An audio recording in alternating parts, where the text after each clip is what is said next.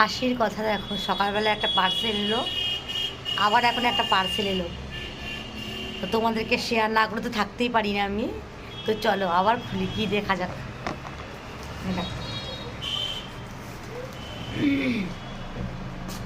কিনতে যে আমার এত ভালো লাগে বলার মতো না।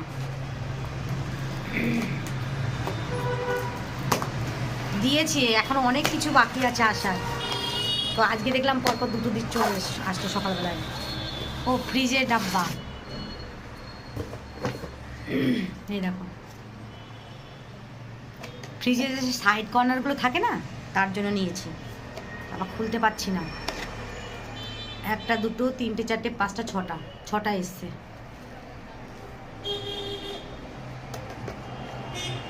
বাবা খুলতে পারছি না তো কি করব।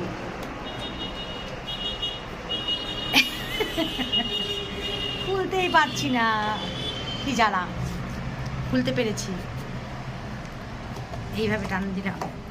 এই যে গুছিয়ে তোমাদের সাথে আবার শেয়ার করবো। এই যে